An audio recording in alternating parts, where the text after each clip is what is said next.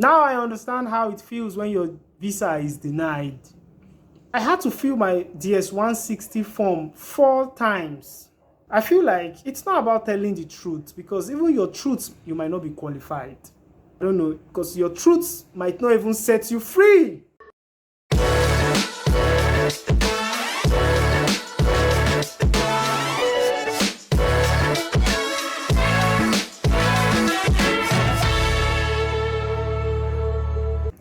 I just got my US visa denied. I think it's exactly a week today. Sometimes this is part of life, and I wouldn't lie, I was hot. I'm going to share my experience to you. I was very, very heartbroken, but what are we going to do? We have to move on. We I don't have I don't have a choice but to move on. Like, I just wished everything worked out. And a lot of people will be asking, why have I not been posting the way I used to post? Why have I not been posting? So this is what I've been working on for the past 2 months right now. Yeah, 2 months. And at the same time, I was also concluding my project here. I came to Thailand on a scholarship. I never planned to come to Thailand. The school I applied for is a school in Barcelona. So they have 2 campuses, and one of the campuses in Thailand. So they offered and said that if I have to go to Barcelona, I have to pay 50% of the scholarship, and I have to pay 50%. But if I have to go to Thailand, it's going to be 100% scholarship. Then I was like, okay, since I'm going to become a product designer, why, let me just go to Thailand since it's cheaper and they are giving me 100% scholarship. I moved to Thailand. So I moved to Thailand, and the plan was, okay, before I graduate, I need to secure an admission, get an opportunity, and move to the US or whichever country. Yeah, my dream has actually been US. I want to go to US. So within my period of looking for school and looking for opportunities, I found a lot of opportunities, and that was why I then started this YouTube channel, and I started sharing the opportunity that probably I don't need, that you guys might need. And thank God, people have been watching, and it has helped a lot of people.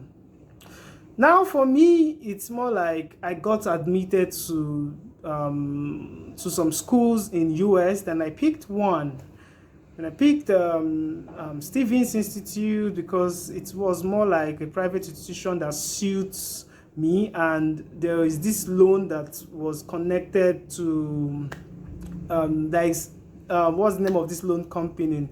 Empower Finance, Prodigy Finance. So Prodigy Finance worked out for me, and they were able to fund my education. It's a bit painful, and that the processes was, I did every processes. I got accepted. My Prodigy Finance, the loan was approved. I got my I-20, and it was a bit stressful. I can't start saying all the process I went through, but those processes were affecting me emotionally because I wanted to get it done. So I couldn't post, and it was aligning well with my degree here in Thailand because I'm meant to graduate by July, and my school in the US is going to be resuming on the 3rd of September. So everything was going on a smooth transition. So once I get my visa by July, which was my visa date was 30th, I would get it, and probably by August ending I'll be traveling because my convocation is on the 17th of August. Once after my convocation, I will leave. So this was more like a smooth transition, but God has a better plan. I really don't know, but it got fucked up, and I was terribly down and depressed. Now I understand how it feels when your visa is denied. Very painful. And I'm happy to share this story with you so you can learn from it and see my processes. So I have this advantage that, okay, I'm in Thailand, so I'm going to have advantage to get my visa stamp because I'm not in Nigeria, because I understand how difficult it is to get an approval in Nigeria. So I consider that as an advantage. Then I said, okay, it's fine. And truly, it worked out because my appointment was easy. A lot of people in Nigeria were getting a very long appointment. In fact, some of them, didn't even have appointment date.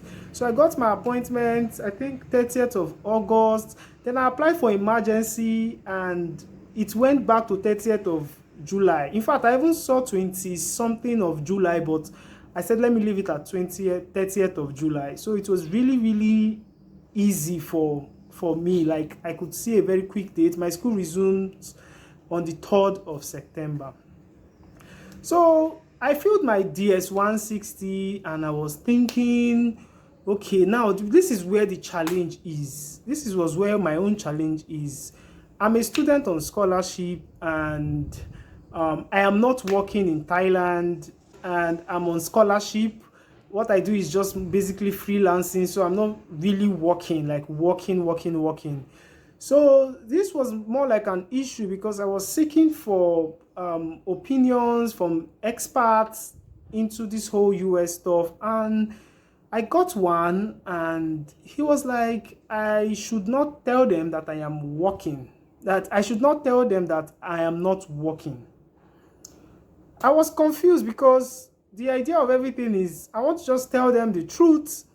Like, I'm a student, truly, like, I'm a student, and a student should not work because I don't want to put the idea to them that that I'm working while I'm schooling here in Thailand, and maybe if I get admitted, like if I move to the US, I probably might work in the US, and they will have that perspective and probably deny me. So I was like, no, it would not work. I would just have to tell them the truth that I am not working. I'm a student, but I used to work in Nigeria before coming to Thailand, and I'm in a good relationship with my previous employer. And the guy was like, this would not fly through. And I was thinking, okay, what should then fly through? He said I should tell them that that I am on a study leave from Nigeria. I should tell them that I'm on a study leave from Nigeria. Then I asked myself that, how can I be on a study leave and I've ended the degree that brought me to Thailand and I'm moving again to the US? Like, what kind of study leave that is like times 2? Like, you have to do one, then you move again. Like, I was not buying the idea. It was not sitting well to me. Maybe I was overthinking it. I don't know. But he was like telling me I shouldn't overthink it. That these people they just want to hear something. They don't really go into details. I was like, I've heard a lot of news that they go into detail. They ask you and they are psychologists. Like, I really don't know which one to believe.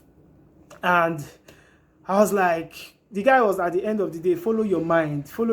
I should follow my mind.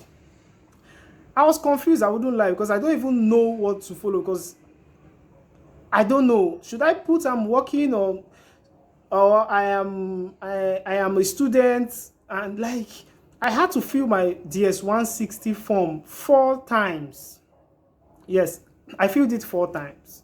It's crazy because I was confused. And at the end of the day, I said, okay, let me just follow my mind and say the truth. Let the truth set me free. But trust me, maybe I'm going to be saying this out of the experience I've gained now, because I feel like it's not about telling the truth, because even your truth, you might not be qualified. I don't know, because your truth might not even set you free. Your truth might not set you free. You might not be qualified for your own truth. So it's something you should think about. so you know how to tell them what they want to hear rather than just saying your truth. So for me, I said, let me go with the truth. Let me tell them I'm a student and I have a good relationship with my previous employer, which truly I have a good relationship with them. That I have a good relationship with them, that they intend to employ me and promote me to be the head of software department. And what did I even tell them again? That I intend to do business with them, connect with them, create a startup with them, a project. And at the end of the day, I also plan to own an NGO and blah, blah, blah, blah, blah, that this NGO would be able to empower women in tech and be the bridge behind women and tech. So maybe I over talked, because some people will like, don't talk too much. Some people will be like, some experts will be like, explain to them a lot of information, explain to them. So all these things were like coming, I don't know which one to pick. Another thing is that my friend that was also coming to the same school with me got denied, that I met on the school group chat. So we were meant to be roommates in the US, and he got denied. And I asked him why. He said he didn't know. They asked him, where is he going to? He just told them. He told them, and he gave them 2 lines response. And they asked him if he's married, who is sponsoring his education. Most of them were like 2 lines response he gave, and he got denied. I was like, that is the reason why you got denied, because you could not elaborate and explain yourself. And I said, okay, that my own turn, I'm going to explain myself. I'm going to elaborate. Then another expert is telling me that you don't need to elaborate. Just tell them small little things. So I don't know which one. So up to now, I'm still confused, like which one is the real way to go. So sometimes I just like, maybe it's just grace. People that have left to the US, it's just grace. It's just grace. It's not about how you answered the question, because if they really want to dig deep, they might find fault in it. I don't know if you understand. You might get 1 or 2 issues and you might probably get denied, but grace just let it be. Because I really answered all my questions. I talked about the professor I'll be working with when I get to the US and how it aligns with my current project I'm working on. And because I told them I'm working on a project presently. Then they asked me, why do I need a second master's? They asked me, and I answered that because I expected all these questions. Like why I need a second master's. I told them that I need a second master's because I'm still young and I am still in my learning process, that I'm just graduating from my first master's interaction design, and I was one of the best students there.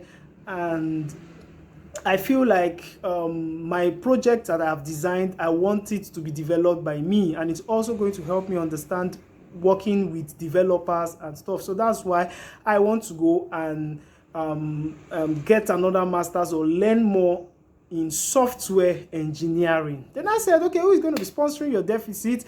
I told them that I have this amount of scholarship and I have a loan attached to this that will complete it and everything. I even have a proof of fund that in case there is any emergency, this money is set aside for this. I told them. Then lastly, then I said, what will be your plan after school?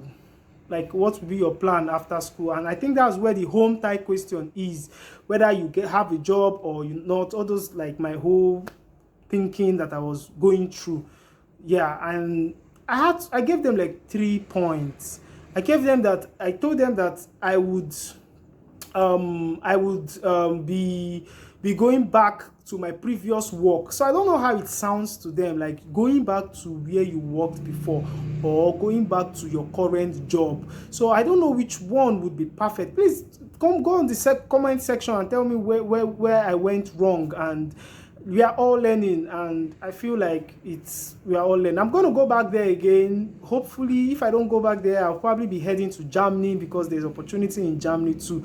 But the point now, I just have to settle down and get a job here and save up some money, then move again. I think, yeah. I'm not an island, and but the thing is, doing it yourself is the best. You always do it yourself. Like, I didn't get scammed by anybody. I did everything myself. So I just have to get a job here. I don't really know what went wrong, but it's either I'm going to be heading to Germany or I'm heading to the US again for the second time. But if I am going to be going to the US the second time, definitely they want to know what has changed in that DS-160 that I have filled. They really want to know what has changed. And if I'll be wanting to change anything, if I want to try again, then it's either I'll be getting married. Yes, that one is also like, okay, I'm getting married and my wife is in Nigeria, and that's why I'm going to go back to Nigeria. Or I get a work permit here in Thailand, and if I get a work permit here in Thailand, I go like, okay, this my work is sponsoring me to the US, and I'm going to come back after finishing this degree. That one self day. Or probably I think that's the only way, because going back to Nigeria, is there an option? Do you want me to go back to Nigeria?